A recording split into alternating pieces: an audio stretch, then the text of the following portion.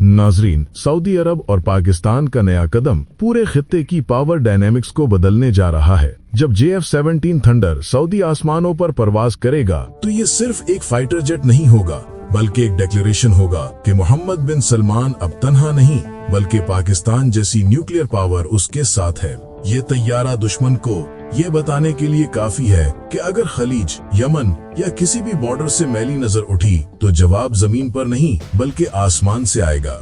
आज की वीडियो में हम यही जानेंगे कि ये फैसला क्यों किया गया, इसके पसे पर्दा स्ट्रेटेजी क्या है और किस तरह पाकिस्तान और सऊदी अरब का ये अस्करी इत्तेहाद आने वाले वक्त में पूरे रीजन में ताकत का नया तवाज़न कायम करने वाला है। नाज़रीन, पाकिस्तान ने सऊदी अरब के बहादुर शहजादे मोहम्मद बिन सलमान को वो तोहफा दिया है जिसे दुश्मन मौत का परिंदा कहता है।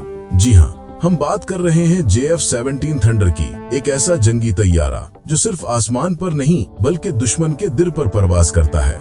ये सिर्फ जहाज नहीं बल्कि एक पैगाम है कि अब मोहम्मद बिन सलमान की पुष्ट पर पाकिस्तान जैसी एटमी और जदीद फौजी ताकत खड़ी है। और ये तैयारा न सिर्फ लड़ने के लिए बल्कि बचाने के लिए दिया गया, ताकि अगर दुश्मन खलीज, यमन या ईरान की सरहद से भी मैली नजर उठाए तो उसे सिर्फ JF-17 की चीखती हुई आवाज सुनाई दे, जो ऐलान करे कि यहाँ अब सऊदी अरब के पुराने खेल नहीं चलेंगे। तो आज की वीडियो में हम इसी इनकलाबी कदम पर बात करेंगे कि पाकिस्तान ने ये फैसला क्यों किया, मोहम्मद बिन सलमान को इस खतरनाक हथियार की जरूरत क्यों पेश आई, और क्या वाकई पाकिस्तान और सऊदी अरब के दरमियान कोई नया अस्करी इत्तेहाद जन्म ले रहा है। ये सब कुछ जानने के लिए वीडियो को आखिर तक जरूर देखें।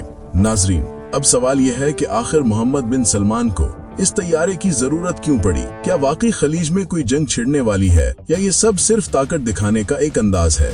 बात यह है कि मोहम्मद बिन सलमान सिर्फ एक शहजादा नहीं बल्कि एक रहनुमा है जिन्होंने अपने मुल्क की जदीद दिफाई सलाहियत को मजबूत करने के लिए हर मुमकिन कदम उठाया है। सऊदी अरब के फौजी अफसरान और एयरफोर्स के कमांडर्स ने हालिया बरसों में मुतअद्दिद जदीद जंगी मशक़ें की हैं और मुल्क के दिफा को महफूज बनाने के लिए तैयारे, मिसाइल और जदीद रेडार सिस्टम्स में सरमायाकारी की है। लेकिन दुश्मन के बढ़ते हुए खतरात, खास तौर पर यमन में हौसियों की मुदाखलत, ईरान की जारहियत और खित्ते में बढ़ती हुई अस्करी हरकत के पेश नजर मोहम्मद बिन सलमान ने महसूस किया कि एक ऐसा हथियार चाहिए जो दुश्मन के हौसले तोड़ दे और सऊदी आसमान को महफूज बनाए। और यही लम्हा था जब पाकिस्तान का हाथ इसकी तरफ बढ़ा। पाकिस्तान ने न सिर्फ मोहम्मद बिन सलमान की हौसला अफजाई की बल्कि उसे वो JF-17 थंडर फराहम करने का फैसला किया, जो आवाज की रफ्तार से दुगनी रफ्तार रखता है, यानी 1.6 मैक की रफ्तार से परवाज करता है और 1970 किलोमीटर फी घंटा से ज्यादा की रफ्तार से दुश्मन के किसी भी इलाके में पहुंच सकता है।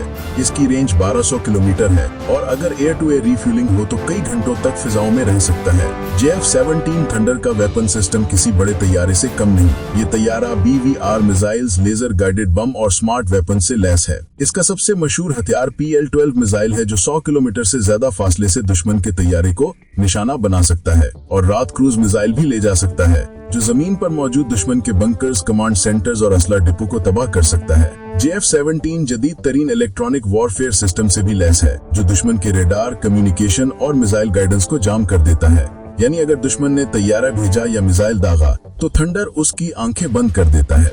यही सिस्टम ईरान और यमन के जदीद हथियारों के खिलाफ भी आजमाया जा सकता है। नाजरीन, पाकिस्तान के JF-17 थंडर ने पहले ही भारतीय राफेल तैयारों को लाइन ऑफ कंट्रोल पर नाकाम किया है और यही तजर्बा सऊदी अरब के दिफा में भी इस्तेमाल होगा। JF-17 की सबसे बड़ी खूबी यह है कि ये दुश्मन के महंगे तैयारों को कम कीमत में नाकाम बना देता है।